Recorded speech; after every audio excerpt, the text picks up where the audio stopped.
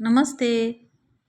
सारखी सारखी पावट्याची भाजी खाऊन कंटाळा आला असेल तर कोल्हापुरी पद्धतीचा झणझणीत पावटे भात कसा बनवायचा ते आज आपण बघूया. त्याच्यासाठी लागणारे साहित्य काय काय आहे ते बघूया. सुरुवातीला या ठिकाणी मी 1 ग्लास तांदूळ घेतलेला आहे. चिकट न होणाऱ्या भाताचे तांदूळ घ्यायचे आहेत आपल्याला. कांदा घेतलेला आहे 1 मोठा, हिरव्या मिरच्या घेतलेल्या आहेत चिरून, जिरे घेतलेले अर्धा चमचा, गरम मसाला अर्धा चमचा, तिखट 1 चमचा, मीठ चवीनुसार, पावटा घेतलेला आहे, सोलून धुवून घेतलेला आहे, कढीपत्ता घेतलेला आहे, कोथिंबीर धुवून चिरून घेतलेली आहे व तमालपत्री घेतलेली आहे. सुरुवातीला आपल्याला 2 ते 3 पाण्याने तांदूळ व्यवस्थित धुवून घ्यायचा आहे. हा तांदूळ आपण सुट्टा किंवा सडसडीत होणारा घ्यायचा आहे, चिकट होणारा तांदूळ घ्यायचा नाही. आता आपण फोडणी करूया. फोडणीसाठी या ठिकाणी कुकरमध्ये मी 3 ते 4 चमचे तेल घेतलेलं आहे. जिरे टाकलेले आहेत तेलामध्ये.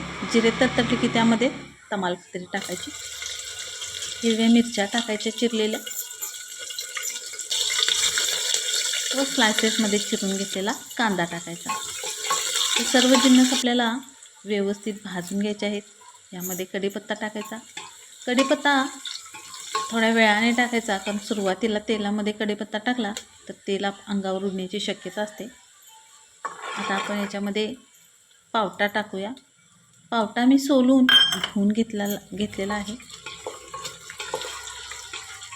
पावटा जर तेलामध्ये भाजला तर आपल्या भाताला एक छान असा पावट्याचा सुगंध येतो.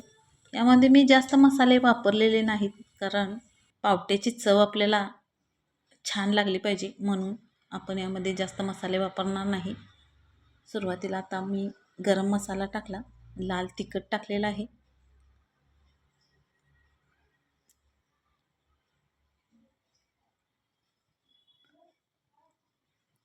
हा पावटा मस्त मसाल्यामध्ये भाजून घ्यायचा. छान असा आपला पावटा भाजलेला आहे, तुम्ही बघू शकता. पावटा भाजला की आपण जे धुवून ठेवलेले तांदूळ होते ते याच्यामध्ये आपल्याला घालून घ्यायचे आहेत.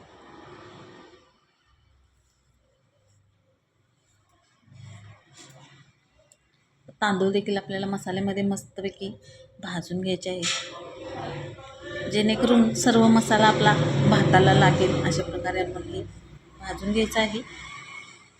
तांदूळ भाजल्यामुळे आपला भात छान असा फुलतो व छान सुट्टा होतो, शीताला चिकटत नाही. त्यामुळे आपण हे व्यवस्थित भाजून घेणं गरजेचं आहे.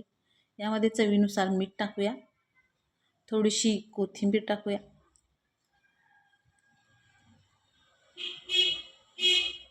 हे सर्व व्यवस्थित मिक्स करून घेऊन आपण त्याच्यामध्ये सगळ्यात शेवटी पाणी घालणार आहोत. हा भात खायला खूप छान लागतो. अगदी मसाले भाताला पर्याय म्हणून एक वेळ तुम्ही पावट्याचा भात नक्की करून पहा.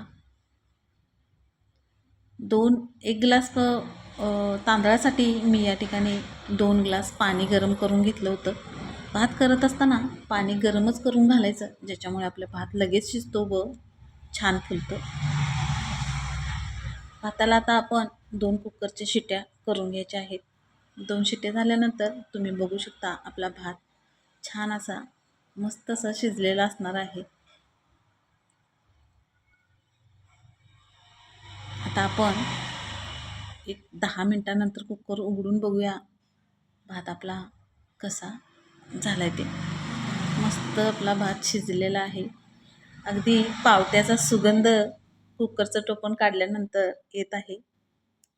तुम्ही अशा प्रकारचा भात एक वेळ नक्की करून पहा, खूप रुचकर लागतो. व्हिडिओ आवडले असल्यास लाईक करा, शेअर करा व सबस्क्राईब करायला विसरू नका. धन्यवाद.